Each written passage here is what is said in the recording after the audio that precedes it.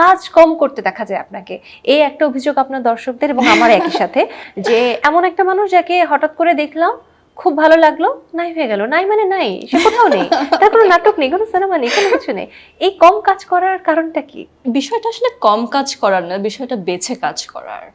এবং আমি কাজটা না শুরু থেকে না, আমার একদম ধরেন সে 2010-11 সাল থেকে যে আমি আমার যাত্রা শুরু করেছি, অভিনয় যাত্রা, আমি অভিনয়টা না শুধুমাত্র অভিনয়কে ভালোবাসি দেখে করি। আমি যে কখন স্টার হব, ফেমাস হব, পপুলার হব, মানে এই জিনিসগুলো আমাকে এখন পর্যন্ত টানছে না। টাচ করে না।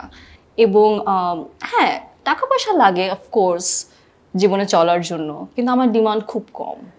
মানে আমার এমন না যে আমার এটা লাগবে ওইটা লাগবে, এরকম বড় প্যালেস লাগবে বা অমুক গাড়ি লাগবে, এরকম কিছু না। আমার যতটুকু আসলে জীবনে চলার জন্য প্রয়োজন অতটুকু হলে আমি খুশি। তো যে কারণে আমার ওই যে অনেক কোয়ান্টিটিতে কাজ করার যে ডেসপারেশনটা, ওটা আমার ভিতরে নাই। আমার আসলে ডেসপারেশনটা হচ্ছে গিয়ে ভালো কাজ করার, কোয়ালিটিফুল কাজ করার।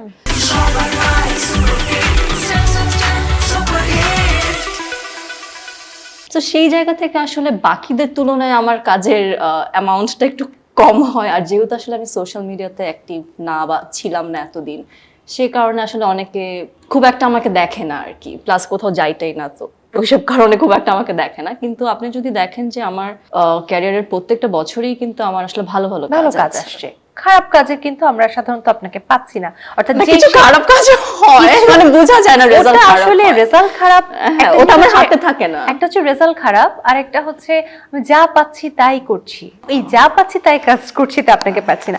বড় পর্দায় কবে পাচ্ছি আবার আপনাকে? বড় পর্দায় এই বছরই আমাকে পাওয়ার কথা ছিল দর্শকদের, কিন্তু রাজনৈতিক কারণে, আমাদের দেশের যে পরিস্থিতি, আরো বিভিন্ন কারণে আসলে আমার শুটিং গুলো পিছিয়েছে, প্রোডাকশন গুলো পিছিয়েছে। দেখা যাক, আশা করা যায় সামনের বছর শুটিং শুরু করতে পারবো।